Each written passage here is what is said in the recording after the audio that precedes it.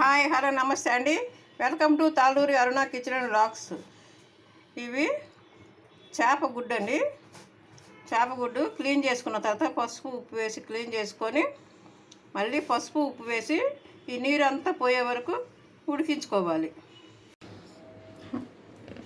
చేప గుడ్డు ఈ విధంగా ఉడికించుకున్న కొంచెం వాటర్ అంతా పోయే వరకు పసుపు ఉప్పు వేసి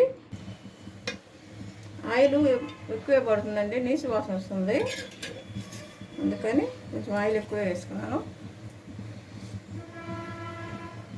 ఆయిల్ వేడెక్కిందా లేదు చూసుకొని ఆనియన్స్, పచ్చిమిర్చి, ఆనియన్స్ దోరగా వేయించుకోవాలి. పచ్చిమిర్చి ఆనియన్స్ హెల్త్కి చాలా మంచిదండి. ఇది ప్రోటీన్స్ విటమిన్స్. దోరగా వేగుతూ ఉండగా అల్లం వెల్లుల్లి పేస్ట్ వేసుకోవాలి.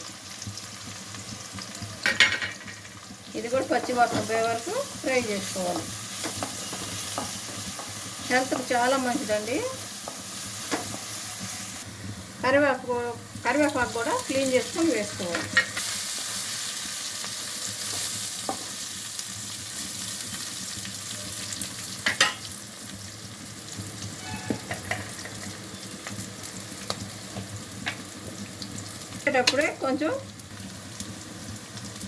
ఉడికించేటప్పుడే పసుపును సాల్ట్ వేసి ఉడికించాను కదా, చూసుకొని వేసుకోవాలి. సాల్ట్ కూడా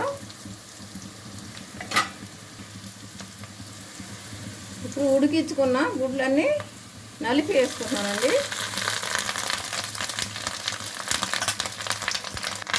ఉడికించేటప్పుడు ఎక్కువసేపు ఉడికించుకోకూడదండి. కొంచెం లోపల వాటర్ అంతా పోయే వరకు కొంచెం ఒక నిమిషం ఉడికించుకుంటే సరిపోతుంది.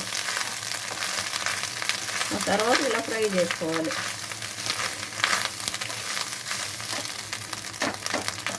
ఇవన్నీ బ్రేక్ చేసుకోవాలి. ఇలా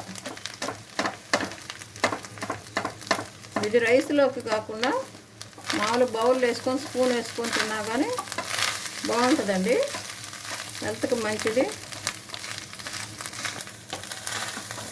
ఈ విధంగా ఫ్రై చేసుకోవాలి. మీడియం ఫ్లేమ్లో పెట్టుకొని ఒక హాఫ్ అన్ అవర్ చేసుకుంటే బాగా వేగిపోతాయండి.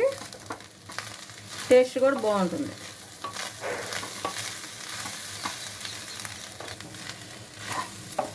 ఈ విధంగా మొత్తం ఒక హాఫ్ అన్ అవర్ పడుతుందండి. కొంచెం మీడియం ఫ్లేమ్లో టైం తీసుకొని వేయించుకుంటేనే బాగుంటుంది, టేస్ట్ బాగుంటుంది.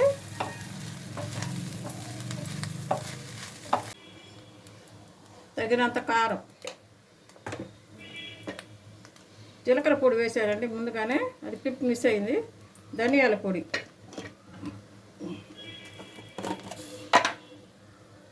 గరం మసాలా, కొత్తిమీర ఇవన్నీ వేసుకొని ఒక నిమిషం స్టవ్ మీద ఉంచాలి. ఒక నిమిషం మొత్తం స్టవ్ మీద ఉంచుకొని కలుపుకొని డిష్ అవుట్ చేసుకుంటానండి. Healthy and tasty recipe. మీరు కూడా ట్రై చేసి చూడండి, పిల్లలు కూడా ఇష్టంగా తింటారు.